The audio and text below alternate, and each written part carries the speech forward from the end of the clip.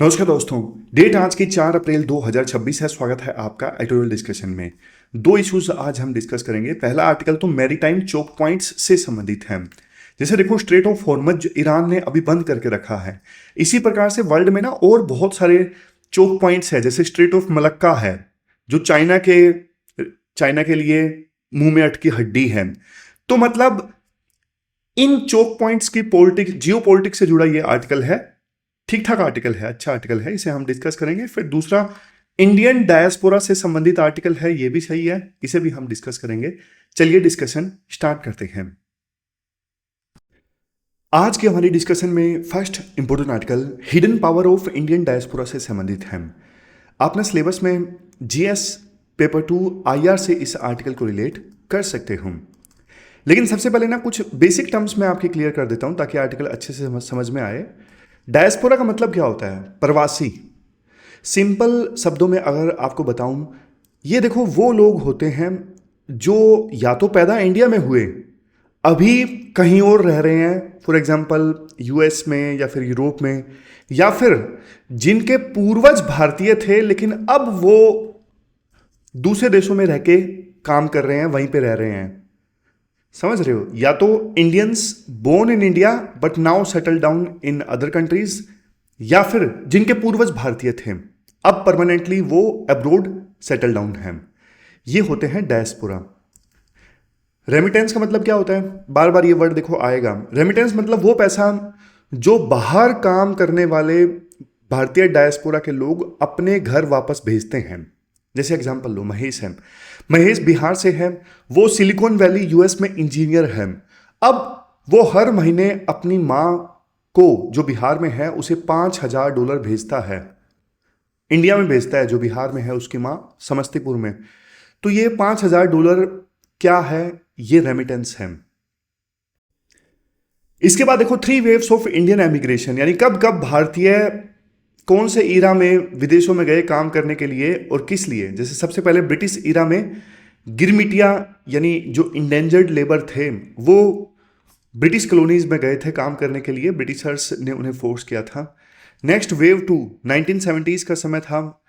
Gulf countries बहुत ज़्यादा फल फूल रहे थे, तो उस समय बहुत सारे भारतीय गए यूएई सऊदी अरेबिया में काम करने के लिए, और वो ब्लू कॉलर जॉब्स के लिए गए थे, जैसे मैन्युफैक्चरिंग इंडस्ट्री में काम हो गया या फिर कुछ, समझ गए। वेव 3 1990s के बाद में वाइट कॉलर जॉब वाले, यानी यूएस यूके कनाडा में जैसे आईटी इंजीनियर, मेडिकल प्रोफेशनल्स, इनकी बहुत काम था इनके लिए। तो भारत से बहुत सारे हाई स्किल वाले प्रोफेशनल्स यूएस यूके कनाडा गए काम करने के लिए, वाइट कॉलर जॉब्स के लिए। तो ये तीसरी वेव थी। अब अगर हम नंबर पे आए, हाल ही में ना एक ऑर्गेनाइजेशन है, ऑर्गेनाइजेशन का नाम है इंडिया स्पोरा रिपोर्ट, मतलब नाम ऑर्गेनाइजेशन का इंडिया स्पोरा है।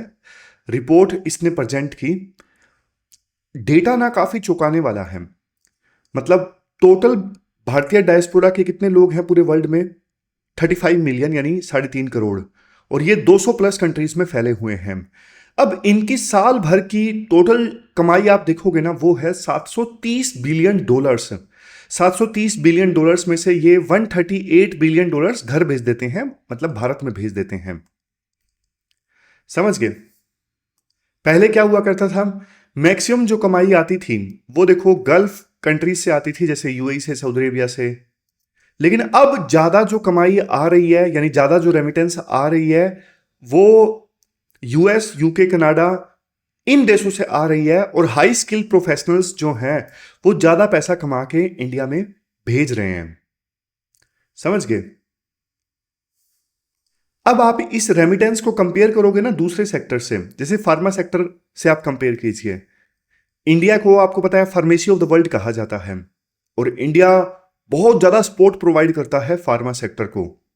लेकिन फार्मा सेक्टर का एक्सपोर्ट रेवेन्यू कितना है? सिर्फ $16 बिलियन का।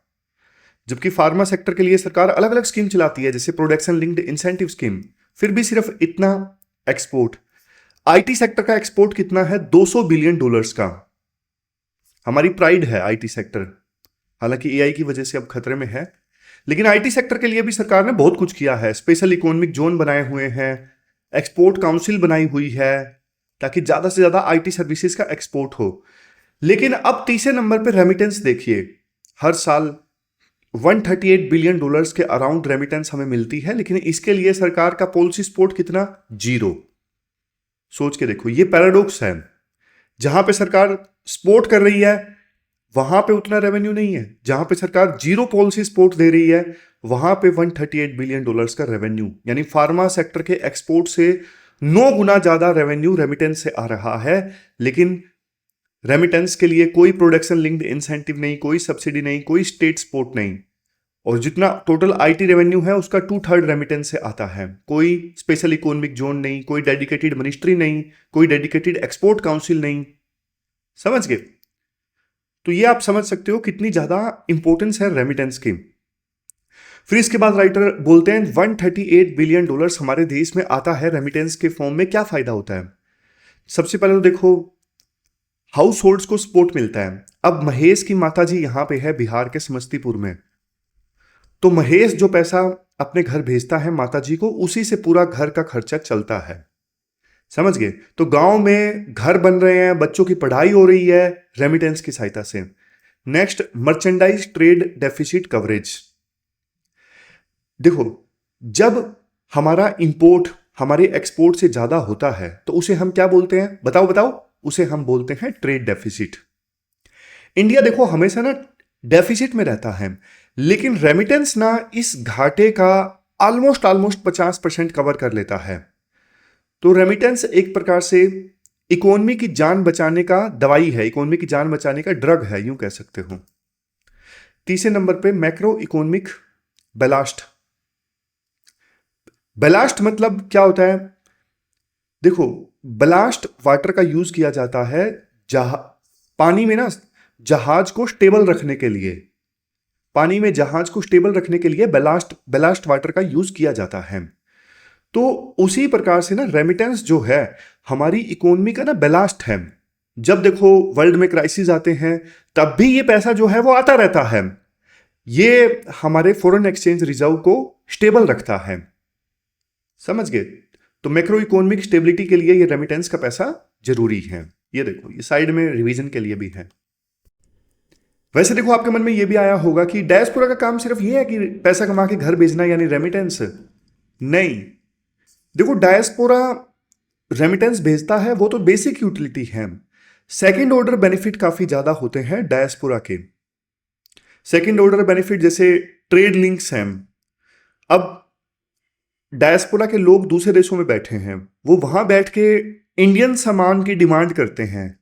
यूएसए में भारतीय लोग बैठे हैं, वो हल्दीराम के प्रोडक्ट खरीदना चाहते हैं, तो हल्दीराम के प्रोडक्ट्स की डिमांड वहां पे बढ़ती है। फिर है वेंचर कैपिटल। देखो, जो इंडियन स्टार्टअप्स हैं, जोमेटो, ओला, इनमें अर्ली स्टेज फंडिंग कौन करता है? बहुत सारे इंडियन डायस्पोरा के लोग अर्ली स्टेज स्टार्टअप्स में फंडिंग करते हैं। फिर नेक्स्ट है रिसर्च एंड टेक ट्रांसफर।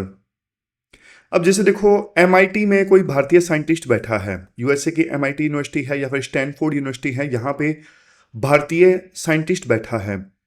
अब वो आईआईटी कानपुर के साइंटिस्ट के साथ में मिलकर रिसर्च करता है, तो फिर देखो इंडियन साइंटिस्ट को भी बहुत कुछ सीखने को मिलता है, टेक ट्रांसफर होता है। नेक्स्ट है इंस्टीट्यूशनल क्रेडिबिलिटी। जब देखो माइक्रोसॉफ्ट का सीईओ सत्य नडेला या फिर गूगल के सीईओ हैं सुंदर पिचाई, ये भारतीय है ना, तो पूरी दुनिया में ब्रांड इंडिया की जो वैल्यू है वो बढ़ती है। फिर जो ग्लोबल फर्म्स हैं वो भी इंडिया में आने से डरती नहीं है, उन्हें लगता है कि यार ऐसे ऐसे लोग भारत से आते हैं तो इंडिया में कुछ तो जान है। मतलब इसलिए ये कहा जाता है कि हमारा जो ब्रेन ड्रेन है ना, अब ब्रेन बैंक बन रहा है। ये सुंदर पिचाई और सत्य नडेला जैसे लोग बहुत काम आ रहे हैं। फिर इसके बाद में राइटर देखो ये बोलते हैं, कुछ देशों का एग्जाम्पल देते हैं राइटर, जैसे आयरलैंड है। 1990s की बात है, उस समय ना आयरलैंड की इकोनॉमी काफी खराब थी। उन्होंने ना अपने डायस्पोरा के लोगों से ना, यूएस में बैठे डायस्पोरा के लोगों से अपील की कि भाई थोड़ा मदद करो, देश के लिए कुछ करो। रिजल्ट ये हुआ, बहुत जबरदस्त एफडीआई आई आयरलैंड में, और आयरलैंड की जो इकोनॉमी थी वो पूरी तरह से बदल गई। फिर ताइवान और साउथ कोरिया का भी एग्जाम्पल दिया जाता है। ताइवान ने बिना यूएस में बैठे अपने यूएस की सिलिकॉन वैली में बैठे अपने इंजीनियर्स को वापस बुलाया, उन्हें फैसिलिटीज दी, और इन्हीं इंजीनियर्स ने ना फिर बाद में ताइवान का एक फेमस पार्क है, ये देखो, ये जो साइंस पार्क है ना, ये उन्हीं इंजीनियर्स ने बनाया था जो पहले यूएस में काम करते थे, लेकिन ताइवान ने उनको इमोशनली वापस बुलाया और फिर उन्होंने ज़बरदस्त काम किया। और यहीं पे जो सबसे बड़ी आज के समय में सेमीकंडक्टर चिप बनाने वाली कंपनी है ना, वो इसी साइंस पार्क में है। समझ गए? तो प्रिंसिपल ये है, इन इन देशों ने ना अपने डायस्पोरा को सिर्फ पैसा भेजने वाली मशीन नहीं समझा। उन्होंने कहा कि आप हमारी ना डिस्ट्रीब्यूटेड नेशनल एसेट हो, मतलब आप देश की वो पूंजी हो जो हमारे देश में नहीं है, वो बाहर फैली हुई है। समझ गए? लेकिन देखो, इंडिया में काफी सारी प्रॉब्लम्स हैं। कहां दिक्कत है? पॉलिसीज में दिक्कत है। जैसे देखो, हम ना प्रवासी भारतीय दिवस मनाते हैं, भाषण देते हैं, लेकिन ग्राउंड पर कोई रियल इंक्लूजन नहीं है डायस्पोरा का भारतीय सोसाइटी में। सिर्फ सिंबॉलिक लव है, एक्शन नहीं है कोई भी स्पीचेस के अलावा। जैसे सरकार ने ना भारतीय डायस्पोरा के लोगों को ओवरसीज सिटीजनशिप ऑफ इंडिया का कार्ड दिया, बट देखो इस कार्ड में ना बहुत सारी रुकावटें हैं। जो ओसीआई कार्ड होल्डर हैं वो एग्रीकल्चर लैंड नहीं खरीद सकते, उन्हें रिसर्च ग्रांट लेने में परेशानी आती है, तो लॉन्ग टर्म इंस्टीट्यूशनल कमिटमेंट नहीं बन पाती। फिर रेड टेपिज्म की भी दिक्कत है। जैसे टैक्स रूल्स बहुत कॉम्प्लेक्स हैं, इनहेरिटेंस यानी विरासत के जो लॉज हैं, या फिर फॉरेन एक्सचेंज के जो रूल्स हैं, वो भी एनआरआईज के लिए, भारतीय डायस्पोरा के लोगों के लिए बहुत कॉम्प्लेक्स हैं। तो लास्ट में राइटर सॉल्यूशन भी देते हैं। राइटर कहते हैं, देखो हमें ना अपने डायस्पोरा के प्रति इमोशनल प्यार को ना पॉलिसी फ्रेमवर्क में भी बदलना होगा। हमें ऐसे प्लेटफॉर्म बनाने होंगे जहां पे देखो वो इंडियन यूनिवर्सिटीज को मेंटरशिप प्रोवाइड कर सकें, आर&डी में साथ दे सकें, स्टार्टअप्स को गाइड कर सकें शुरुआती स्टेजेस में। और ये रेड टेपिज्म वगैरह है ना, टैक्सेशन के रूल्स कॉम्प्लेक्स हैं, इनहेरिटेंस लॉज कॉम्प्लेक्स हैं, इनको सरल बनाओ भाई भारतीय डायस्पोरा के लोगों के लिए। और ड्यूल सिटीजनशिप की डिबेट चल रही है, सबसे इंपॉर्टेंट पॉइंट है। जैसे देखो, भारत के संविधान का आर्टिकल 9 जो है ना, वो ड्यूल सिटीजनशिप को अलाउ नहीं करता, लेकिन आर्टिकल ये कहता है अब टाइम आ गया है इस पर दोबारा सोचने का। ड्यूल सिटीजनशिप आप अलाउ कर रहे हो, इसे आप ना कोई छूट मत समझो, कंसेशन मत समझो। ड्यूल सिटीजनशिप को ना आप अपने नेशनल इंटरेस्ट के लिए यूज कर सकते हो। हाँ, प्रॉपर सेफगार्ड्स आप रख सकते हो, अगर आपको कोई डर है तो प्रॉपर सेफगार्ड्स के साथ में आप ड्यूल सिटीजनशिप अब अलाउ कर दीजिए। तो ये पूरा आर्टिकल हमने इंडियन डायस्पोरा से संबंधित डिस्कस किया। ये सारे कीवर्ड्स हैं जो आप यूज कर सकते हो: macro economic blast, second order benefit, distributed national asset, brain drain से लेके ब्रेन बैंक, इमोशनल से लेके इंस्टीट्यूशनल एंगेजमेंट, ये यूज करिए कीवर्ड्स। ये क्वेश्चन यूपीएससी ने पास्ट में पूछ रखे हैं, डायस्पोरा से रिलेटेड 2020 में पूछा था, 2017 में। ये क्वेश्चन अभी आपको अटेम्प्ट करना है। Remittance are the only chapter of Indian diaspora story, shift focus to second order benefits for विकसित भारत, एनालाइज। ये क्वेश्चन अभी आपको अटेम्प्ट करना है, प्रैक्टिस नाउ। ये पास्ट के हैं, ये सिंपल क्वेश्चन है, आंसर आप बता दोगे, स्लाइड में वैसे मैं आपको दे दूंगा। ये क्वेश्चन बढ़िया आप अटेम्प्ट कीजिएगा, overseas citizenship of Indian card से संबंधित, ये आप अटेम्प्ट कीजिएगा। चलते हैं आगे। इसके बाद नेक्स्ट आर्टिकल देखो, geo politics of choke points से संबंधित है। आपने सिलेबस में जीएस पेपर 2 आईआर और जीएस पेपर 3 सिक्योरिटी से इस आर्टिकल को रिलेट कर सकते हो। सबसे पहले मैरीटाइम चोक पॉइंट का मतलब क्या होता है? मैरीटाइम चोक पॉइंट मतलब देखो एक बहुत नैरो सा सी पासेज जिसे देखो आसानी से ब्लॉक किया जा सकता है। जैसे स्ट्रेट ऑफ हॉर्मज है, ये देखो एक नैरो सा पासेज है जिसको इजीली ब्लॉक किया जा सकता है, और ब्लॉक कर दिया तो फिर ट्रेड जो है वो डिफिकल्ट हो जाएगा। समझ गए? तो ये होता है चोक पॉइंट। वर्ल्ड में देखो ऐसे ना बहुत सारे चोक पॉइंट्स हैं। अब यूएस ईरान ने क्या है, ईरान ने इस बार में ना स्ट्रेट ऑफ हॉर्मज को ब्लॉक कर दिया है। अब ब्लॉक करने का मतलब ऐसा नहीं है कि आगे सामने से इंसान जो है, शिप जो है वो जा ही नहीं सकता, नहीं ऐसा नहीं है। इन्होंने ना ब्लॉक जो है वो डर पैदा कर दिया है कि यहां से शिप जाएगा तो उसको खतरा है। डर कैसे पैदा किया? बीच बीच में कहीं कहीं माइन बिछा दी, नहीं भी बिछाई तो डरा दिया कि हमने माइन बिछा रखी है। दूसरा, यहां पे ना ईरान के पहाड़ हैं। अब देखो यहां से एक सस्ता सा ड्रोन आए और वो शिप गुजर रहा है, उसके ऊपर जाके टकरा जाए, शिप तो बर्बाद हो गया ना। इतना महंगा शिप होता है, ड्रोन तो सस्ता सा होता है। चाहे हर शिप को ना नुकसान पहुंचाया गया हो, लेकिन डर पैदा कर दिया गया कि यहां से अगर शिप गुजरा तो भाई उसे हम तबाह कर देंगे। और 2-3 शिप्स को शायद उन्होंने शुरू में मारा भी था, मतलब डिस्ट्रॉय कर दिया था। तो ये डर पैदा हो गया, ये स्ट्रेट ऑफ हॉर्मज को उन्होंने ब्लॉक कर दिया। उसी प्रकार से ये बाब अल मंडेब स्ट्रेट है, इसको भी ब्लॉक किया जा सकता है। ये भी बहुत नैरो पैसेज है इंडियन ओशन में। जैसे ये मलक्का स्ट्रेट है, इंडियन ओशन में शिप्स गुजरते हैं, इस मलक्का स्ट्रेट से होके गुजरते हैं, फिर चाइना में या फिर साउथ ईस्ट एशिया में जहां पे भी जाना होता है वहां पे वो जाते हैं। तो ये क्या है, ये चोक पॉइंट्स हैं, समझ गए। अब इनमें कोई डिसरप्शन आता है ना तो ग्लोबल इकोनॉमिक शोक आ जाता है इमीडिएटली। जैसे देखो अभी स्ट्रेट ऑफ हॉर्मज से 20% ग्लोबल ट्रेड होता है, वो बंद हो गया तो दुनिया भर में तेल की कमी होनी स्टार्ट हो गई, समझ गए। राइटर बोलते हैं देखो 1989 की बात है, ईरान में इस्लामिक रेवोल्यूशन आया था। कब? 1979 में। तो उसके 10 साल बाद की बात है। एक गेम आई थी ऑपरेशन हॉर्मज। उस गेम में क्या था, उस गेम में जो भी वो गेम खेलता ना, for example Mahesh video game खेल रहा है ऑपरेशन हॉर्मज, उसमें ना इस स्ट्रेट ऑफ हॉर्मज के आसपास 7 एनिमी बेस थे, उनको डिस्ट्रॉय करना था और इस स्ट्रेट ऑफ हॉर्मज को खुलवाना था। यह वीडियो गेम थी जो 1989 में आई थी। सोच के देखो, उस वीडियो गेम के क्रिएटर ने पहले ही सोच लिया था इस प्रकार की जो सिचुएशन है वो आ सकती है, और फाइनली 2026 में वैसी सिचुएशन आ ही गई। देखो अगर मान लो युद्ध खत्म होने से पहले यूएसए इस स्ट्रेट ऑफ हॉर्मज को नहीं खुलवा पाया ना, तो बल्कि ईरान की जो ताकत है वो और ज्यादा बढ़ जाएगी। ईरान को तो समझ में आ जाएगा कि भाई हमारे पास में तो ताकत है पूरी दुनिया की इकोनॉमी को डिसरप्ट करने की, इसे तो हम अपने कार्ड की तरह इस्तेमाल करेंगे नेगोशिएशन में। जबकि पहले ऐसा नहीं था, उन्हें अपनी पावर का एहसास हो गया और ज्यादा। क्योंकि देखो जैसे मैंने बोला ना, इस ट्रेड को बंद करने के लिए सिर्फ डर पैदा करना ही बहुत है, एक्सट्रीम कैपेबिलिटी नहीं चाहिए। बस डर पैदा कर दो कि शिप्स गुजरेगा तो हम उसे मार देंगे, तो शिप्स गुजरेंगे ही नहीं यहां से उस डर के चलते, और वो स्ट्रेट ब्लॉक हो गया, समझे।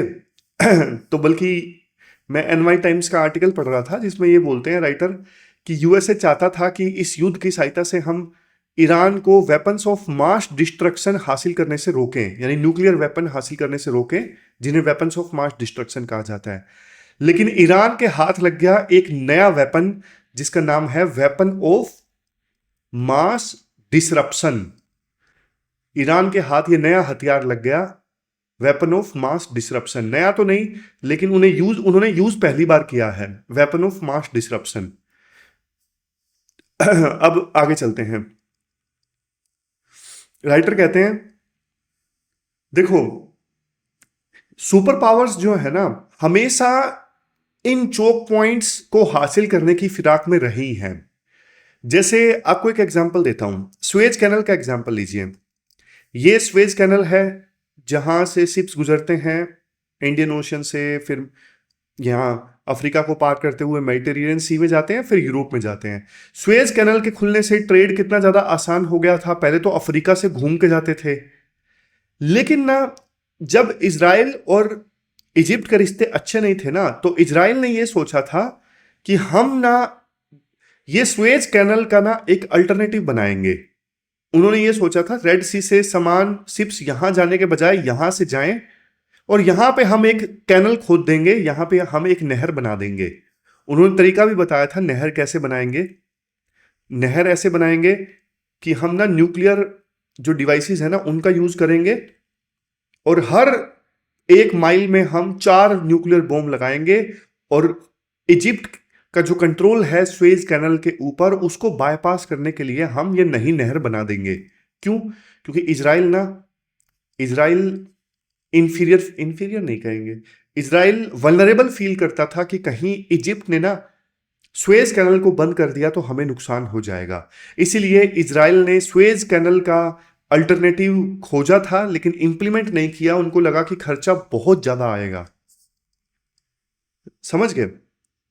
तो हमेशा से सुपर पावर्स जो है ना इन चोक पॉइंट्स को लेके बहुत संजीदा रही हैं। जैसे श्रीलंका का एग्जांपल दिया जाता है। पहले क्या हुआ करता था, पहले जैसे यूरोप में रोमन्स या फिर जो ग्रीस के लोग थे ना वो व्यापार किया करते थे, फॉर एग्जांपल इंडिया से या फिर चाइना से सिल्क लाया करते थे। अब इंडियन ओशन से जो भी शिप्स आते थे ना वो श्रीलंका होके जाते थे, मतलब श्रीलंका में उनका मैंडेटरी स्टॉप हुआ करता था। श्रीलंका में ही वो अपने सामान का ओरिजिन वगैरह बदलते, जैसे सिल्क मान लो चाइना से लेके आए हैं तो ना वो पैकेजिंग बदल देते ताकि पता ना लगे। वापस जब रोम में वो शिप्स लेके जाए ना सामान की पैकेजिंग वो बदल देते श्रीलंका में रुक के, ताकि ना पता ना लगे किसी को कि चाइना से वो सिल्क लेके आए हैं, और मिडिल मैन की जो अहमियत है ना वो कभी खत्म ना हो। समझ गए? तो श्रीलंका जो था उनका मैंडेटरी स्टॉप हुआ करता था। ये वो उस समय की बात है 2000 साल पहले की। और ये मलक्का स्ट्रेट से ना चाइना भी डरता है कि कल को इंडिया ने या किसी और देश ने मलक्का स्ट्रेट को बंद कर दिया तो हमारा सामान आना बंद हो जाएगा। हमारा ना अंडमान और निकोबार आइलैंड्स इस मलक्का स्ट्रेट के काफी नजदीक हैं, तो हम भी इसे बंद कर सकते हैं। लेकिन इंडिया के लिए उतना आसान नहीं है क्योंकि हमारे आइलैंड्स थोड़े दूर हैं।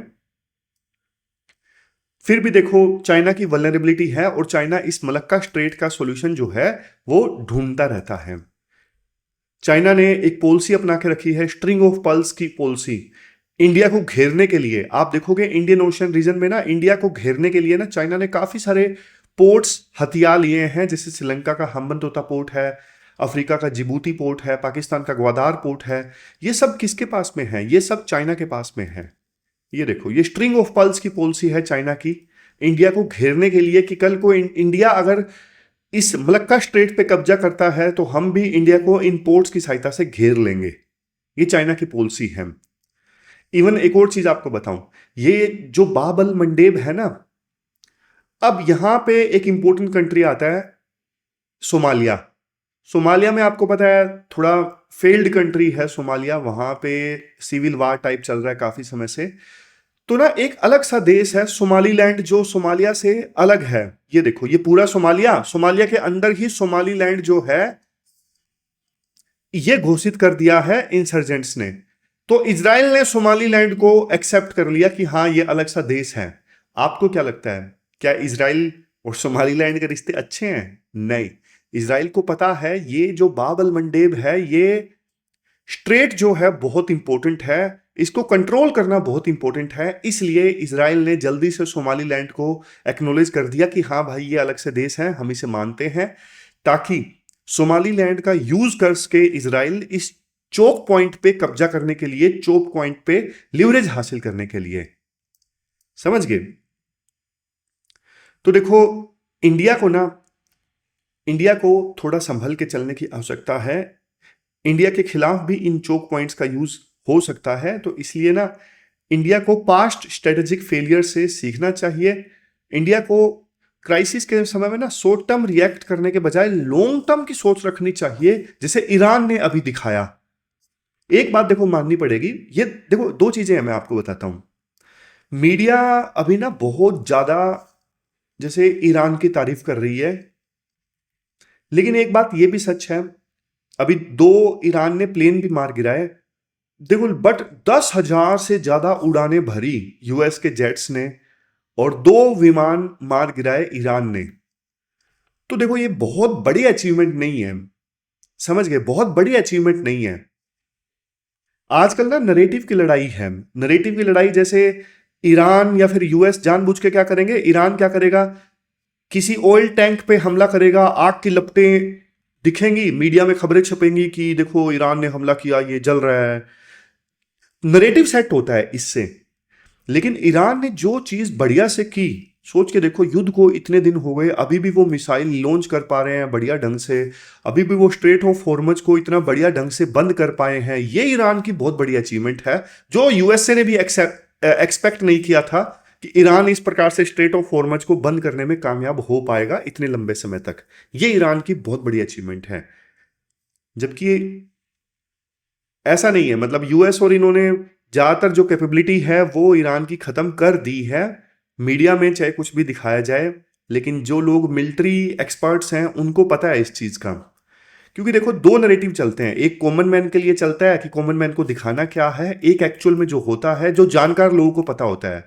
जैसे यूपीएससी के बारे में बहुत सारे मिथ हैं कॉमन मैन में, आपको पता है ऐसा नहीं होता है। जैसे बहुत सारे लोग सोचते हैं यूपीएससी का इंटरव्यू कैसे होता होगा, अजीबोगरीब ढंग से होता होगा, 5 लोग बैठते हैं, ग्रिलिंग चलती है, लेकिन आपको पता है कि भाई ऐसा नहीं होता है, वो नॉर्मल कन्वर्सेशन होती है।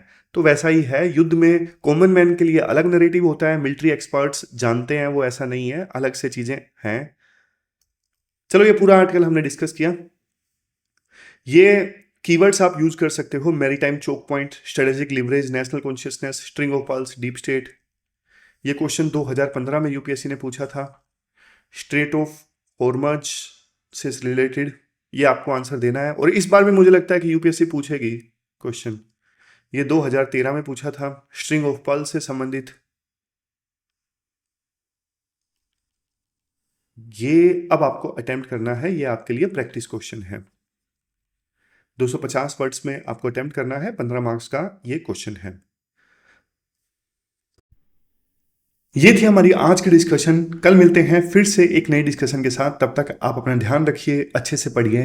Thank you very much for discussion.